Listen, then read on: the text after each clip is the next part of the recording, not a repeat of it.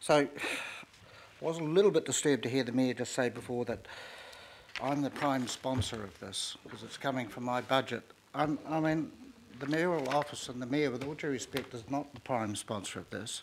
It's the Auckland Development Committee, which effectively, this is a council-driven thing. I would be not happy if it's coming across publicly that it's the Mayor is the prime sponsor. The Mayor didn't want to do the report, and we've had to drag him through fire to get it to happen. Look, this can either be a long or a short discussion. The Mayor was focused on doing this. All right, thank you very much. And secondly, I'm merely, look, if you don't want it to come out of my budget, I'm delighted. Exactly. If you don't want it to come out of there, what I've said is to stop any of the debate, and there was no debate at all in the LTP about this. I'm quite happy to put this up as a part of my budget and then try and find some matching funds to support. That's what I've offered. But I will not handle, Madam Chair, anything to do with the fact that there's intransigence or a lack of commitment. That's right. This is absolutely the way forward, and it's always going to be the way forward, and it was already around timing. Thank you. I think the fact that the money has been made available to start the process while we look at if there are alternatives available makes that clear. Money's appreciated, but the Mayor is not, and the mayoral office is not the prime sponsor of this. So then I just want to Councillor, we will make the decision on the process. I think it's a little bit, you know, it is semantics around the sponsorship issue at the moment. That's where the money's coming from until we find a better option. Yeah. We're making the decision to proceed with this process. It will come back to the committee for our updating as we proceed. So the Mayor's office is the prime financial sponsor. I'm willing to accept that. It's not what was said. Now, I just want definition from Jacques and legal team, because this is a port future study. And what is the definition of the port? Because the way it runs through this, although you've got a qualification there, Jacques, in clause 25, number 25, where it says the study is therefore not restricted to the current port precinct. I would have thought this is a port study, and what is the port? I mean, this is not a Ports of Auckland study, which is therefore got a geographical print, which is then they've got one also over in Onehunga as well, and then you've got the inland port, and you've got actually one in Palmerston North as well. So this is not a Ports of Auckland study, this is a port study. Now when I go to Sydney, you know, you go to the port, I don't know what I define as a port. I mean, what is the definition of our port? Is our port right from the Wynyard Quarter to the Ports of Auckland? That's, in my mind, what the port is. And actually the port is in the Waitemata Harbour, therefore it's part of that, and then it's in the Gulf, which is, we're in the Gulf, and therefore it's part of that. I'm just a little bit unsure. I don't think we're being strong enough through here about it being a greater port study.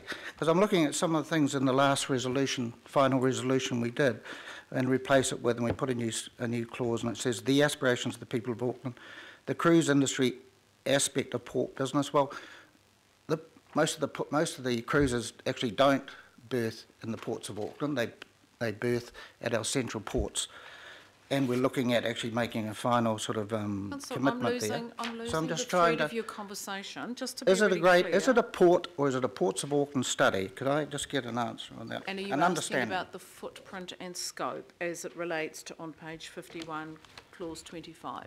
Is that the bit that you're querying? I'm just trying to simplify it. If you look at the study scope, under 24, it kind of reads, really, that that's just about all about the Ports of Auckland.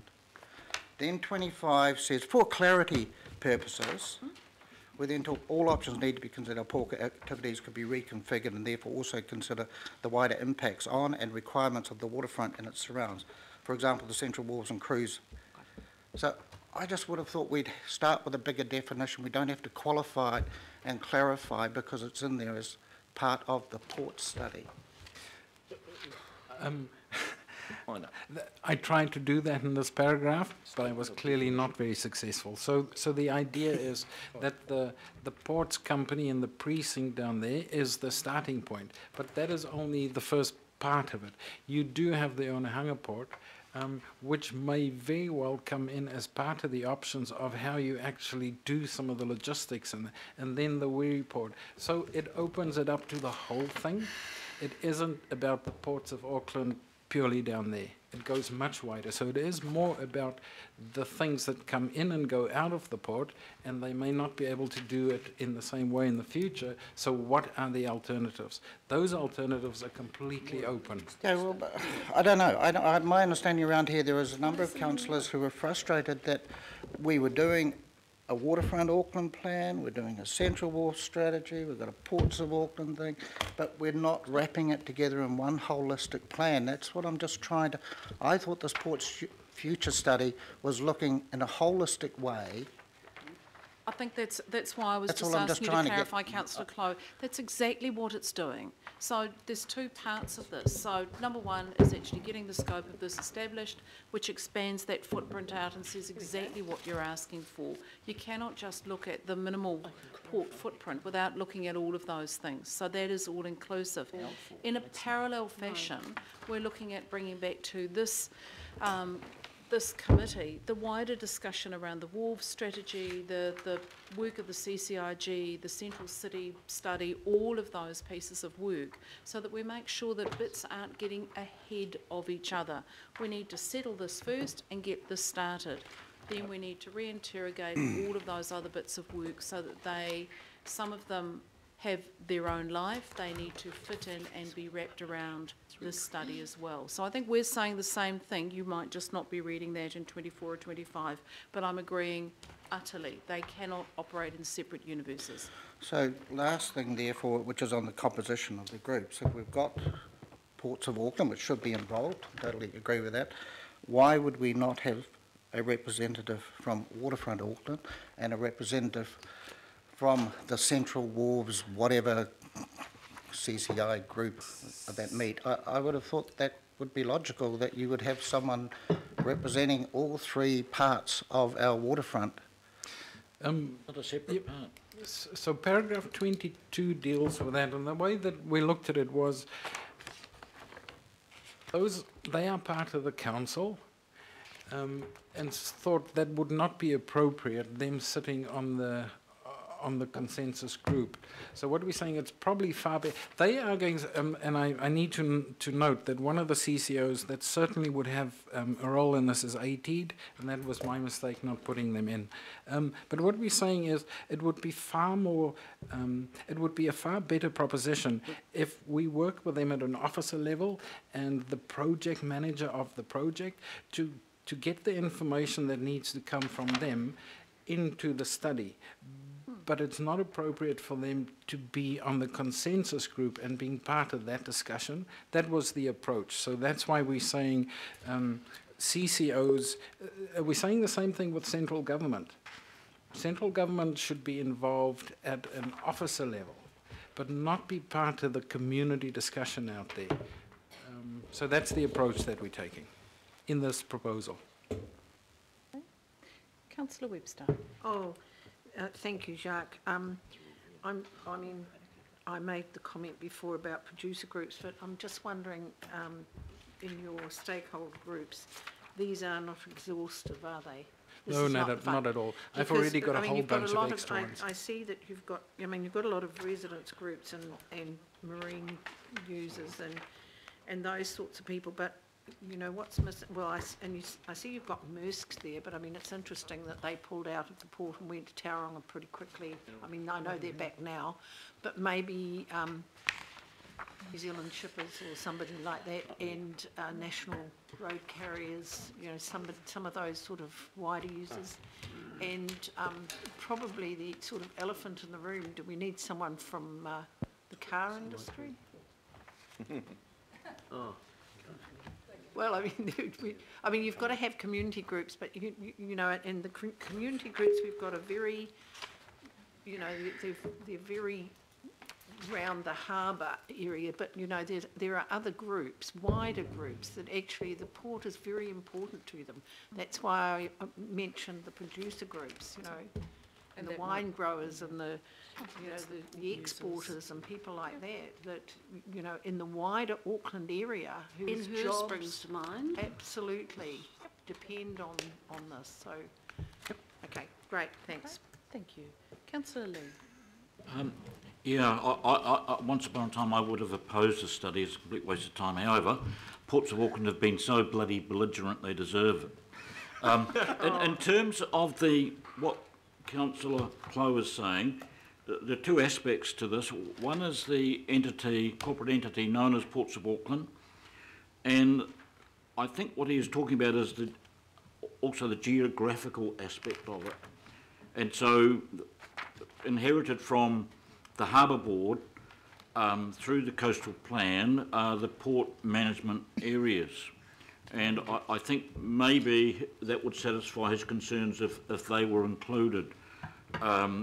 We need to remember that there is the core port area, but also that Wynyard Wharf, Princess Wharf, Captain Cook and what's left of Marsden are also owned as assets by the Ports of Auckland. The council and the government, of course, owns Queen's Wharf, which is the exception. But even then, Ports of Auckland have the berthing rights to that wharf and have responsibilities to actually maintain underneath that wharf. So perhaps if there was reference to unitary plan or coastal plan, and we know all about how that a little bit complicated, was included, that would satisfy Councillor Clow. As for Waterfront Auckland, well, unfortunately, they're not going to be around, but the point is taken, and maybe that department of the new CCO should be involved. I would be careful about talking that somebody else owns the central wharves. The CCIG, so-called, has been set up to do stuff with them. I haven't been very impressed at all with what they've been doing. It just caused confusion. But the council does need to recognise that it has its own particular stake on the waterfront through the land it owns, inherited from the Harbour Board, and also through Queen's Wharf and other areas like Halsey Wharf and so on. Thank you. Thank you, Councillor. Councillor Wood. Yeah, thank you, Madam Chair. Well, actually, I have got some real concerns about this because, and it's amplified by the fact that Mr Victor now tells us that the budget's going to be over $1 million. And I think, you know, it'll start ringing alarm bells out in our communities when they hear that $1 million, that's what is told just in the report. I would like to see a more detailed budget before I sign myself up to this, because, you know, this has got the potential to blow out, and it's over 2 years. It's a long time. And you look at other projects that we've signed up to, Councillor Lee would remember Newcore, and, you know, that's one of the projects that's a lot more than $71 million. It's about double that now, and, you know, that's the potential that we have here. So I think that the other thing I would have liked to have seen is other configurations for doing this work. This is one way of doing it. Why couldn't we have a chairman and a group of people that are tasked with the job of doing the work? They could talk to all these stakeholders. We wouldn't have to pay them. Fees of the chairman and the other people, $500 million, $1,000, millions, but, you know, we talk about millions if they're thousands these days, but, you know, that's a lot of money. So I would like to, before I sign up to this, Madam Chair, I'm not going to support it today. I'd like to see more as to what the actual budget will be and how it's broken down, where it's going to be used. When I hear PricewaterhouseCoopers involved, those kind of companies, that does start the cash registers ringing. And, you know, we haven't got bottomless pit of funds to be putting into these kind of things. So that's that. As far as stakeholders, I think Port of Tauranga and Metroport is a stakeholder which isn't in this list. And Metroport, well, Councillor Lee, Metroport is having a huge effect on international shipping, containerisation through Auckland. And if you listen to the Port of Auckland, they say we end up with all these empty containers. And that is a problem. Tauranga are going to beat up Auckland as much as they can. and they're going to increase the size of their trains that are coming through from Tauranga Okay, to... councillor, Oh, we're I'm just okay. straying a little bit from the Well, point. it's not, it's all part of it, because Kiwi Rail should be This is part also a of... commercial world. Yeah, Kiwi Rail should be part of this too, because Kiwi Rail, and they're not down on the list as a stakeholder, so, I mean, I don't know if how much we can get to put them on, but I think Metro Port should be on it, and Kiwi Rail. I think that Port Pro, the union from down at the ports of Auckland, should be there. They are far more progressive than the Maritime Union, and they were probably the catalyst that broke out the impasse that we had, so they should be down on the list. Yep. And yeah, so there's some things, but I'd like to hear more about when we're going to hear about the breakdown of the budget. Thank you. okay. So just, councillor, thank you. All of these issues have been noted. Just, I don't want to leave the sense hanging out there, as this is a public meeting, that we will allow this to creep financially into millions and millions of millions. That's not what will happen here. Right. We're really clear that the scope will come back to us and we will put limits around the budget. We're in charge of that. So if things creep and creep and creep, councillors, we will be responsible for that, and I don't see a single councillor around the table or the mayor who will let this happen. So this is, I know for some councillors, a very new process, handing to the community, but it's what they've asked for. Councillor Fletcher. Thank you, Madam Chair. I realise that we have to do something here today, but I've got some sympathy with others who've raised the issue around what were the other options and what were the budgets associated with those other options have been. I'm still a little bit unclear in terms of where Jack maybe can answer for me, where the weighting, because so much of the costs, the long-term costs associated with transport, there is just such a direct connection, you know, the levers that we have and what the implications are going to be. And I looked at your page 51 at the bottom on the economic table that you've got there,